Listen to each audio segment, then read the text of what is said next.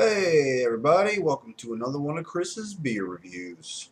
I'm going to slow it down a little bit today. I know sometimes I might talk a little too fast.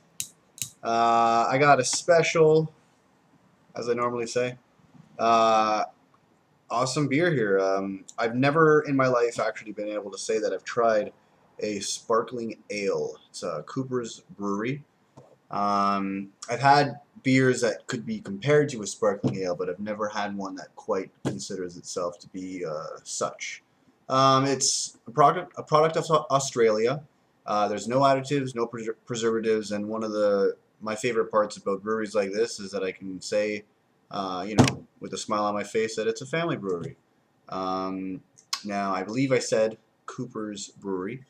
Um, for the first time ever, I have a Cooper's cap, but for the first time ever, you can't really see it here, but there's like a plastic outline, and the plastic kind of comes down. So when I'm going to be taking this off, you might hear a really big pop. Also cool, we got a cool looking kangaroo.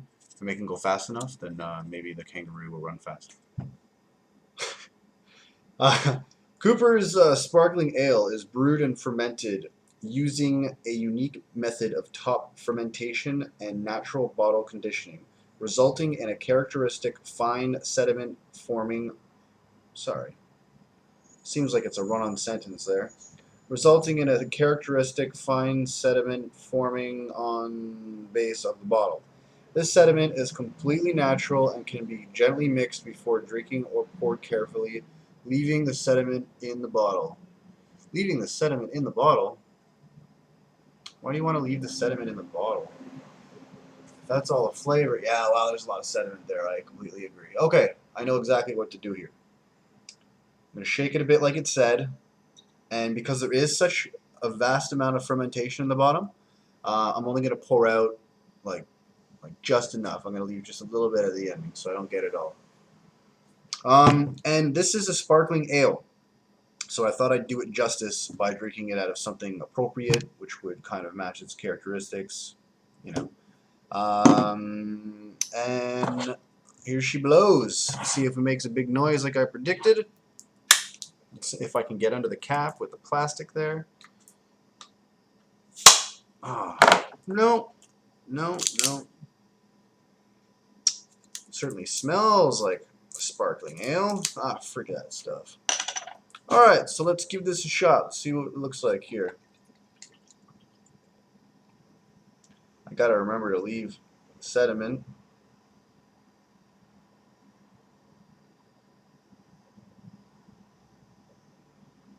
Yeah, I don't know if you can see. Look at that sediment. Oh, baby. Here, get some light. Some nasty, nasty, nasty sediment. Yeah, that's a lot of sediment. I'm happy I didn't pour all that out. As you can tell by looking at this fine piece of work, there are no floaties within. Um, Very little head, but there is still carbonation, so we know that this beer wasn't brewed improperly. It really just does smell very much like a Chimay beer. And if you look in the glass, it actually kind of has the color of a Chimay beer. I could be wrong, but from what I remember, I'm pretty sure it's something like this.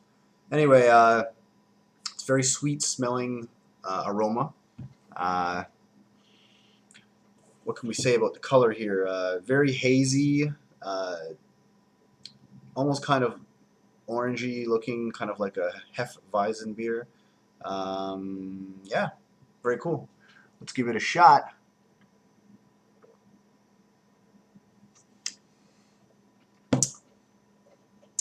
You know what? This would be better if it wasn't for this lingering taste. It starts off at the tip of your tongue, at the front end, and then at the back end, it just runs off your palate, and you do not get a good aftertaste. I wish I could tell you what that flavor was, but I've never really quite tasted it in a beer before. For a sparkling ale, I'm not getting a sparkling, very carbonated atmosphere, which is what I was hoping for, as the head kind of portrayed us from the beginning. And yeah, It really does just taste very much like a beer.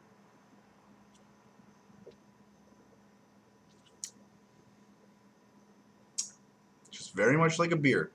I can't even compare this to a specific beer.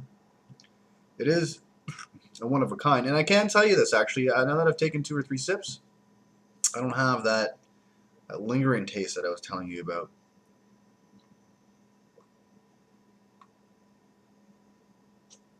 It comes and it goes. You know what? I almost kind of feel like it's got kind of like one of those tastes that you'd have in like a gluten-free beer or a light ale, very light ale, except the body's there. So I'm just talking about the taste. I forgot to mention that, you know, surprisingly for a beer that has very light beer tasting trademarks, it is a 5.8% ABV beer, and we are dealing with a 375 milliliter bottle. It expires January 13th. Right now we're looking at August.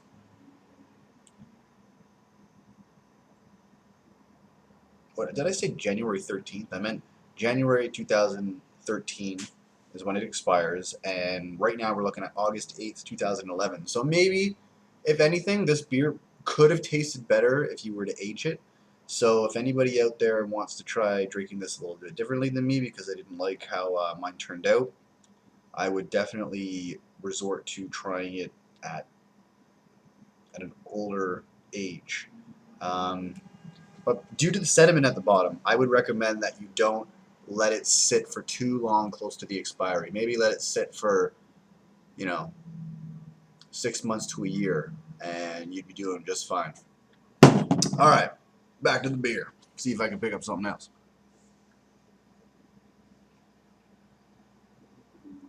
You see, you got lace until you bring it back. No lace.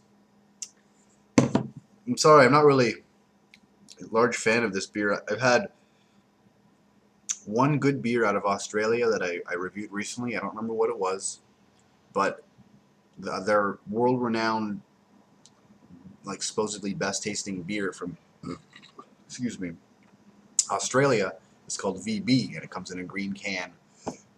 That one I particularly am not fond of. But, you know, for those who've been watching my videos, you'll know what I like and what I don't like, because they're pretty much staying around the same level, you know. You kind of know what you're going to get with me to an extent.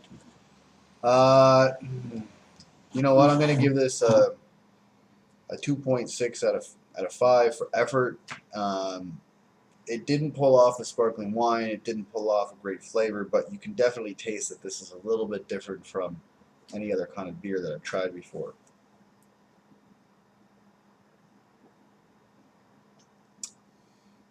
That's that, people. Thanks for joining me in another one of Chris's beer reviews. Don't drink and drive, but drink responsibly. Cheers.